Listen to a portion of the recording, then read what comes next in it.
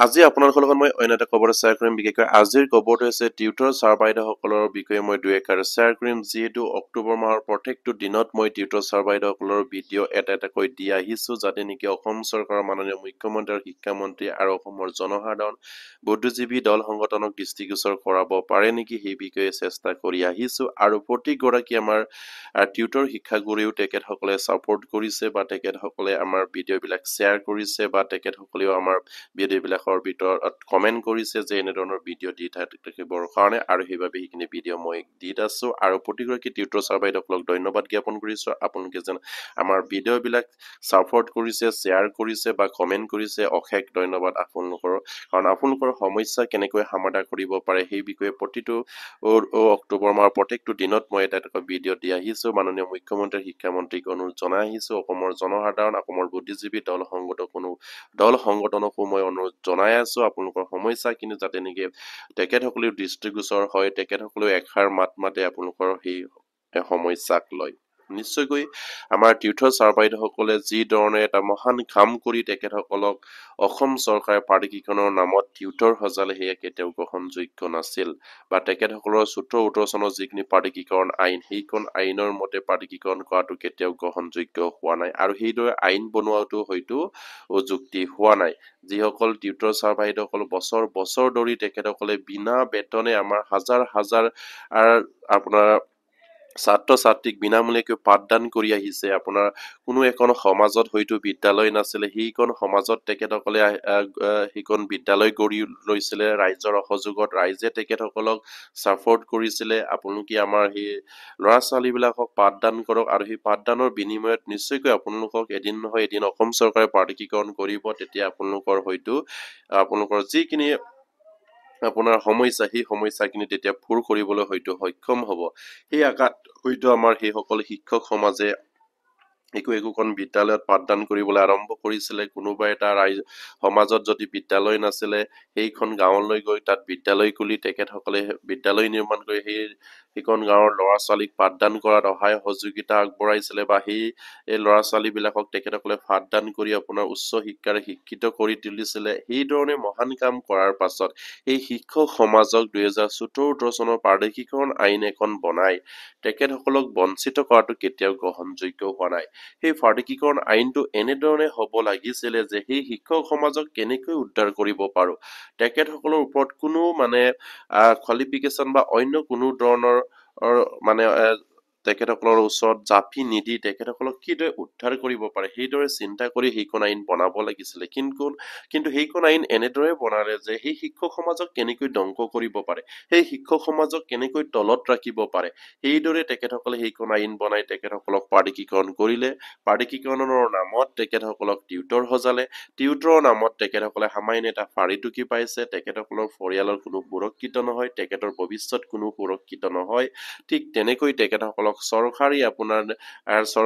আঁচনিৰ চিষ্টেমত তেখেতসকলক নিযুক্তি প্ৰদান কৰিলে কিন্তু চৰকাৰী চাকৰি হিচাপে আইনখন বনাই তেখেতসকলে নিযুক্তি কৰিছে কিন্তু সেইখন চৰকাৰী চাকৰি নহয় চৰকাৰী এখন আঁচনিৰ জৰিয়তে তেখেতসকলক নিযুক্তি দিছে আৰু সেই আঁচনি তেখেতসকলৰ অৱসৰৰ সময়ত বা তেখেতসকলৰ পেঞ্চনৰ সুবিধা আছে না গ্ৰেজুৱেটিৰ সুবিধা আছে সেইবাবে টিউটৰ সমাজ এতিয়া চিন্তিত অসম চৰকাৰে সেইখিনিক লৈ এতিয়ালৈকে কোনো এটা বিবেচনা কৰা নাই আজি ৩১ অক্টোবৰ হ'লহি কিন্তু অসম চৰকাৰৰ কোনো সিদ্ধান্ত গ্ৰহণ কৰা দেখিবলৈ পোৱা নাই আৰু সেইবাবে টিউটৰ ছাৰ বাইদেউসকলে কুটন হৈ পৰিছে তেখেতসকলে আকৌ আন্দোলনৰ সিদ্ধান্ত ল'বলৈ গৈ আছে আৰু সেই আন্দোলনো অতি সোনকালে হ'ব লাগে বা কেন্দ্ৰীয় কমিটিয়ে ঘোষণা কৰিব লাগে কিন্তু কেন্দ্ৰীয় কমিটিও হয়তো ২৬ অক্টোবৰৰ পৰা হয়তো ৩১ অক্টোবৰৰ ভিতৰত তেখেতসকলে আন্দোলনৰ দিন ঘোষণা কৰাৰ কথা আছিলে কিন্তু আজিলৈকে ঘোষণা কৰা নহ'ল আৰু তাতো আমাৰ সাধাৰণ টিউটৰ ছাৰ বাইদেউসকলে সন্তুষ্ট ল'ব পৰা নাই কেন্দ্ৰীয় কমিটিয়ে কি ধৰণে কাম কৰিছে তেখেতসকলে অধিক জোৰদাৰ হিচাপে কাম কৰিব লাগিছিলে এই অক্টোবৰ মাহৰ ভিতৰত তেখেতসকলে সংবাদ মেল দিব লাগিছিলে কিন্তু তেখেতসকলে সংবাদ মেল দিয়াটো বাদেই এই মিটিং যি গুগল মিট পাতি তেখেতসকলে আন্দোলনৰ দিন ঘোষণা কৰিম বুলি কৈছিলে সেইটোও কিন্তু ঘোষণা কৰিব পৰা নাই কিয় পৰা নাই সকলো ডিষ্ট্ৰিক্টে সকলো বলকে নিশ্চয়কৈ সেই আন্দোলন ছাপোৰ্ট কৰিছে সকলো টিউটৰ ছাৰ বাইদেউসকলে ওলাই আহিব তেখেতসকলে নিশ্চয়কৈ আমাৰ ভিডিঅ'বিলাকত কমেণ্ট কৰিছে আন্দোলন লাগে বুলি কিন্তু কেন্দ্ৰীয় কমিটিয়ে কিয় এই ধৰণৰ আন্দোলন সিদ্ধান্ত গ্ৰহণ কৰিবলৈ তেখেতসকলে কুণ্ঠাবোধ কৰিছে এইবাবে তেখেতসকলক চিন্তা চিন্তা কৰিবলগীয়া নাই বুলি বাৰম্বাৰকৈ আমাৰ সাধাৰণ টিউটৰ ছাৰ বাইদেউসকলে অনুৰোধ জনাইছে আমাৰ কেন্দ্ৰীয় কমিটিৰ বিষয়ববীয়াসকলক। আপোনালোকে আন্দোলনৰ সিদ্ধান্ত লওক, এই আৰু আন্দোলনৰ জৰিয়তে অসম চৰকাৰে আকৌ এটা দৃষ্টিগোচৰ কৰাব লাগিব। যেতিয়ালৈকে আমাৰ সেই টিউটৰ ছাৰ বাইদেউসকলৰ সমস্যাখিনি সমাধান নকৰে তেতিয়ালৈকে তেখেতসকলে শান্তিৰে বহি নেথাকে। আৰু 2017-18 চনৰ পাৰিকীকৰণ আইনখন সম্পূৰ্ণৰূপে সংশোধনী কৰিব লাগিব। সংশোধনী কৰি তেখেতসকলক বিনা স্বাৰ্থে টিউটৰ পৰা টিচাৰ আপগ্ৰেড কৰিবৰ কাৰণে দাবী উত্থাপন কৰিছে। যদিহে স্বাৰ্থ আৰোপ কৰিব লাগে তেনেহলে তেখেতসকলৰ 5 বছৰ টিউটৰ হিচাপে যিখিনি আপোনাৰ এক্সপেৰিয়েন্স আছে সেই এক্সপেৰিয়েন্সৰ ভিত্তিত তেখেতসকলক টিউটৰ পৰা টিচাৰ আপগ্ৰেড কৰিবলৈ কাৰণে তেখেতসকলে বিনম্ৰভাৱে অনুৰোধ জনাইছে। আৰু সেইখিনি যেতিয়ালৈকে নকৰে তেতিয়ালৈকে হয়তো টিউটৰ ছাৰ বাইদেউসকলে শান্তিৰে বহি নেথাকে। তেখেতসকলে সিটোৰ পাছত সিটো আন্দোলন কৰি গৈ থাকিব, সিটোৰ পাছত সিটো অনশনৰ দৰে কাৰ্যসূচী হাতত ল'ব আৰু প্ৰতিবাদী কাৰ্যসূচী হয়তো ৰূপায়ণ কৰিবলৈ বাধ্য হ'ব। হয়তো এটা সময়ত সেই টিউটৰ ছাৰ বাইদেউসকলে শিক্ষকৰ যিখিনি তেখেতসকলৰ দাবী সেই দাবী পূৰণ যদি নকৰে তেনেহলে হয়তো শ্ৰেণীকোঠাও বৰ্জন কৰিবলৈ তেখেতসকলে সিদ্ধান্ত ল'ব। আৰু সেইবাবে টিউটৰ ছাৰ বাইদেউসকলে এতিয়াৰ পৰাই সাৱধান হৈ উঠিছে আৰু সেইবাবে তেখেতসকলৰ কেন্দ্ৰীয় কমিটিকো বাৰম্বাৰকৈ অনুৰোধ জনাই আহিছে। আমাৰ সাধাৰণ টিউটৰ ছাৰ বাইদেউসকলৰ যিসকলৰ নেতৃত্বত আছে তেখেতসকলক অনুৰোধ জনাই আহিছে অতি সোনকালে আন্দোলনৰ দিন ঘোষণা কৰক আৰু অনশনৰ কাৰ্যসূচী ঘোষণা কৰক। তাত সকলো টিউটৰ ছাৰ বাইদেউসকলে অংশগ্ৰহণ কৰিব আৰু অসম চৰকাৰক দৃষ্টিগোচৰ কৰাব লাগিব। যিহেতু 25 নৱেম্বৰৰ পৰা অসম চৰকাৰৰ গুৰুত্বপূৰ্ণ বাজেট অধিৱেশন আৰম্ভ হ'ব। সেই বাজেট অধিৱেশনতে আমাৰ টিউটৰ ছাৰ বাইদেউসকলৰ যিখিনি 2017-18 যিখিনি পাৰিকীকৰণ আইন সেই পাৰিকীকৰণ আইনখন সম্পূৰ্ণৰূপে সংশোধনীলৈ আনিব লাগে বুলি তেখেতসকলে দাবী উত্থাপন কৰিছে। আৰু ইয়াৰ লগতে এটা কথা মই সংযোগ কৰি দিছো, বেঞ্চৰ শিক্ষক সমাজেও যাতে নেকি এই কথাটো দৃষ্টিগোচৰ ৰাখিছে। তেখেতসকলে অনুমান কৰিছে যদিহে 2017-18 চনৰ পাৰিকীকৰণ আইনখন সম্পূৰ্ণৰূপে যদি সংশোধনী নকৰে তেখেতসকলকো টিউটৰ হিচাপে পাৰিকীকৰণ কৰিব, আকৌ একে সমস্যাৰে জৰ্জৰিত হৈ তেখেতসকলে ভুক্তভোগী হ'ব। আৰু সেইবাবে তেখেতসকলে এতিয়াৰ পৰাই সাৱধান হৈছে যে যাতে নেকি বেঞ্চাৰ স্কুল নতুনকৈ যদি পাৰিকীকৰণ কৰে অসম চৰকাৰে পূৰ্ণাংগভাৱে পাৰিকীকৰণ কৰিব লাগিব। তাত কোনো স্বাৰ্থ আৰোপ ৰাখি টিউটৰ বা কোনো এটা সমস্যা ৰাখি টিউটৰ সজাব নোৱাৰিব। তেখেতসকলক সম্পূৰ্ণ শিক্ষক নামেৰে পাৰিকীকৰণ কৰিবলৈ তেখেতসকলে দাবী উত্থাপন কৰিছে। আৰু বেঞ্চাৰ শিক্ষক কৰ্মচাৰী যিখিনি নেতৃত্ব আছে তেখেতসকলে হয়তো আমাৰ টিউটৰ ছাৰ বাইদেউসকলৰ নেতৃত্বক কৈ আহিছে যে আমি একেলগে আন্দোলনত নামো, যাতে নেকি সেই পূৰ্ণাংগ আইনখন সংশোধনী কৰিবই লাগিব। 2017 যিখন আইন সেই আইনখন সংশোধনী কৰিবই লাগিব 2025 চনৰ 25 নৱেম্বৰৰ পৰা যেতিয়া আমাৰ সেই বাজেট অধিৱেশন আৰম্ভ হ'ব। সেই বাজেট অধিৱেশনতে সেইখিনি সংশোধন কৰিবই লাগিব বুলি তেখেতসকলে দাবী উত্থাপন কৰি আহিছে। বেঞ্চাৰ শিক্ষকৰ যিসকল নেতৃত্ববৃন্দ আছে তাত আমাৰ হয়তো টিউটৰ ছাৰ বাইদেউসকলেতো যোগাযোগ কৰিছে নাই কৰা নাই সেইখিনি গম পোৱা নাই, কিন্তু যোগাযোগ কৰিবলৈ বিনম্ৰভাৱে হয়তো বেঞ্চাৰ শিক্ষক কৰ্মচাৰী নেতৃত্বই অনুৰোধ জনাইছে। আৰু তেখেতসকলকো মই অনুৰোধ কৰিম বেঞ্চাৰ শিক্ষক সমাজৰ যিসকল নেতৃত্বত আছে আৰু টিউটৰ শিক্ষক সমাজৰ যিসকল নেতৃত্বত আছে আপোনালোকে কথা পাতক আৰু আপোনালোকৰ হয়তো আন্দোলনটো এনেভাৱে হ'ব লাগে যিটো আন্দোলনৰ জৰিয়তে 2017-18 চনৰ যিখিনি পাৰিকীকৰণ আইন এই আইনখন সম্পূৰ্ণৰূপে সংশোধনীলৈ অসম চৰকাৰক আনিবলৈ বাধ্য কৰাব লাগিব। তেতিয়াহে আপোনালোকৰ সেই বেঞ্চাৰ শিক্ষক সমাজৰ লাভান্বিত হ'ব। নহলে আপোনালোকক আকৌ নতুনকৈ পাৰিকীকৰণৰ নামত টিউটৰ সজাব আৰু যিসকলে টিউটৰ হিচাপে ভুক্তভোগী হৈ আছে ইয়াৰ কেতিয়াও এটা গ্ৰহণযোগ্য হোৱা নাই সেইসকল শিক্ষক সমাজৰ কাৰণে। কাৰণ তেখেতসকলে বেঞ্চাৰ বিদ্যালয়ত থাকোতে যি ধৰণৰ হাৰাশাস্তি পায়, তেখেতসকলে হাজাৰ হাজাৰ ল'ৰা ছোৱালীক তেখেতসকলৰ জীৱনৰ কথা চিন্তা নকৰি পাঠদান কৰি আহি তেখেতসকলে ভাবিছিলে এদিন সম্পূৰ্ণৰূপে চৰকাৰী শিক্ষক হ'ম আৰু তাৰ দৰমহা পাম আৰু পৰিয়ালক সুনিশ্চিত কৰিম, ভৱিষ্যত সুৰক্ষিত কৰিম বুলি। কিন্তু তাতকৈ হয়তো দুগুণ পিছুৱাই তেখেতসকলক হয়তো টিউটৰ সজালে, যিটো টিউটৰৰ পৰা তেখেতসকলৰ ভৱিষ্যত চলাটো অসুবিধাই সেই স্কুলখন এৰিবও নোৱাৰে, দৌৰিবও নোৱাৰে, এনেধৰণৰ অৱস্থা কৰি ৰাখি দিলে। কাৰণ তেখেতসকলে হয়তো ওলাই আহিলে তেখেতসকলৰ হয়তো সেই বৃদ্ধ বয়সত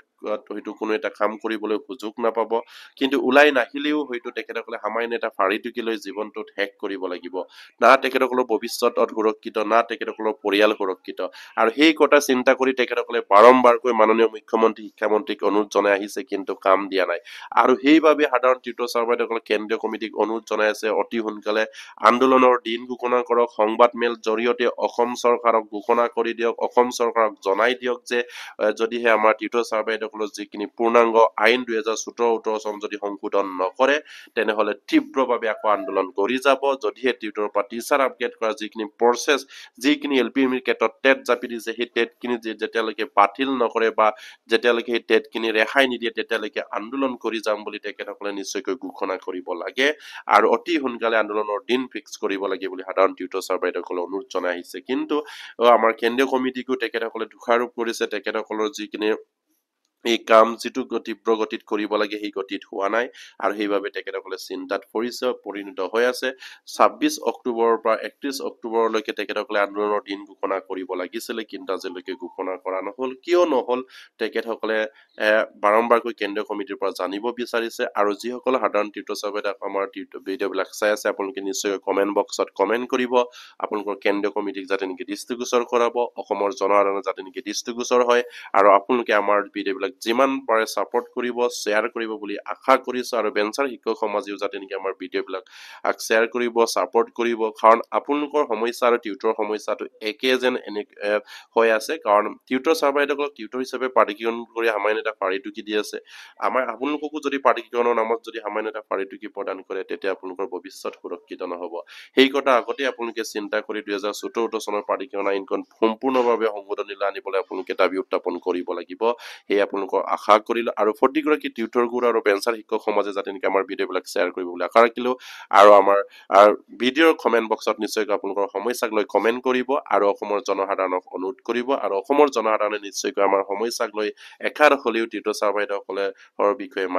মাতে সেয়ে কামনা কৰিছো আজিৰ ভিডিঅ'টো ইমানে শেষ কৰিলো নমস্কাৰ জয় অসম